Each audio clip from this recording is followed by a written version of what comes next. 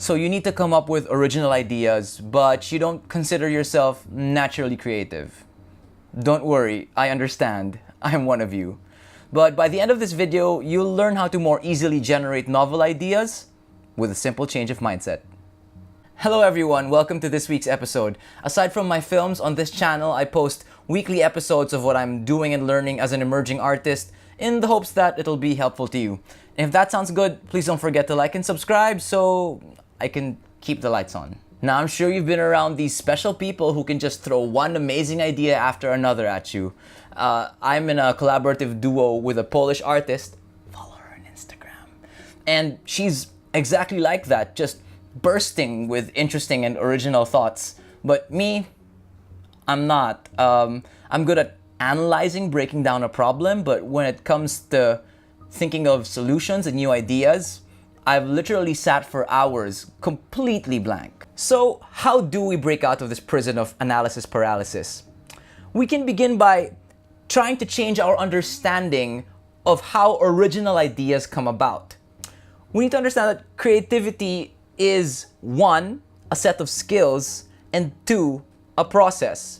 And we need to let go of our perfectionism, which is the premature killer of creativity. My source material for today is The Creative Thinker's Toolkit by Professor Gerard Puccio from the Great Courses on Audible. I'll link to it in the description below if you want to check it out. So in his lecture, Professor Puccio distinguishes between 2 kinds of creative thinking: divergent thinking and convergent thinking. Divergent thinking is the mode of brainstorming. It's unleashing your imagination. It's where you think out of the box to see as many options as possible. I like to think of it as casting this huge net, as big a net as possible, to get a wide array of ideas. And this is what you usually think of when you think of creativity. In contrast, convergent thinking, as you might be able to guess, is the narrowing down stage. It's the next step in the creative process. It's like you take this net full of ideas and you throw out all of the least interesting ones until only the best ones remain. It's where your mediocre ideas can transform into great ones.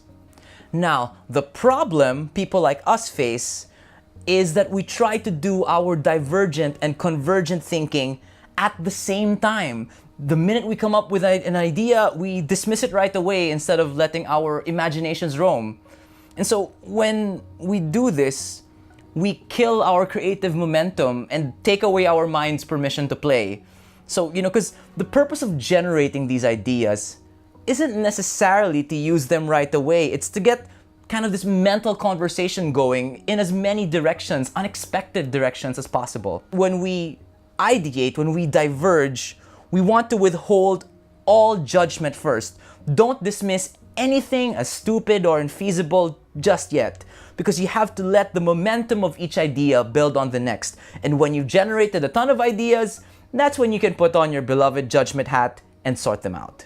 Based on those exact principles, here's an exercise you can try that I got from Matt Bellassai's Skillshare class. He has this terrific Skillshare class on writing shareable content that I really loved. And if you're not on Skillshare yet, you can get 2 months free if you sign up using my link to his class below. Not sponsored. So here's what you do. Take the topic you need to ideate for, whether you need to make a video or an article, whatever, and just write it down. I like using a notebook because I feel like it allows me to think more freely. I can change the locations of things, which you can put at the center, you can put at the top, whatever. And then write down 20 ideas that might be interesting for it. And here's the key. Withhold all judgment. Okay, just word vomit everything into the page. Nothing is boring, nothing is stupid. Just get it all down there. And this shouldn't take you more than a few minutes, because if it does, then maybe you're converging when you should still be completely diverging. So pause the video here and do it. Got your 20? Great. Now here's what you do. Forget about them and write another 20. Pause and do it now. Okay, now you have 40. Now forget about those 40 and write down another 20. You may be asking now, why are you doing this? Well, my experience with it was having to write down so many ideas just made me say, F it, I'll write down everything. I'll stop thinking. I'll just come up with ideas. And I feel like it got my brain unstuck from the premature judgment that just tended to kill my ideas before they were born. And, you know, if you're thinking this is too much work, you need to reset your expectations. It takes a lot to get to the good stuff, as Professor Puccio says again in the lecture. Typically, when we generate ideas, the first set of ideas that we think of is already familiar to us. It's only when we exhaust what's familiar to us that we start to really generate novel and unusual options. This is because when we are initially responding to a problem, we sort of go through a brain dump. We generate first what we've already thought of. And many people stop thinking there. Rather, that's when you need to continue to push your thinking into new areas of discovery. Alright, now it's time to converge. Check your list of 60 items. Are there any gems in there? Mark the ones you like best, maybe 5, at most 10. Maybe just really the very best ones. Are any new ideas popping into your head now? New connections, new insights? Write them down, draw a line to them. And so, often, the best ideas don't even come from what you already wrote, but from something you thought of because of going through all of these ideas and going through the whole thought process.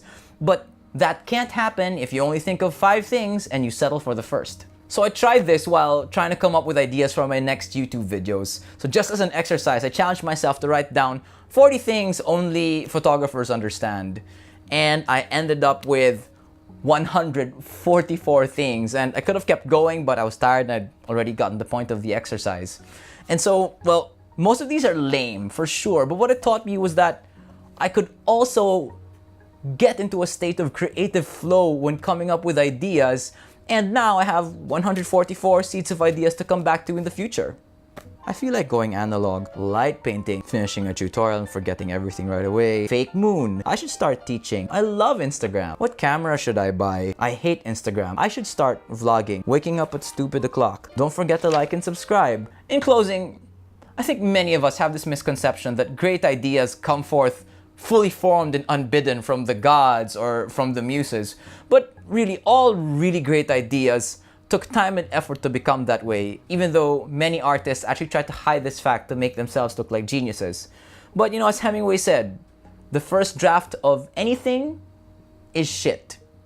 And so we can learn to let our creativity flow by setting it free from our judging brains, to let our knowledge and thoughts freely collide to combine in unexpected ways. With some practice, over time, we can become idea-generating machines. That's it for this week. Thank you for watching, and I hope this was helpful to you. And if it was, please don't forget to like, subscribe, and share, and maybe leave me a comment. Tell me how the exercise went for you. Are you feeling more creative now? Are you still running into some challenges?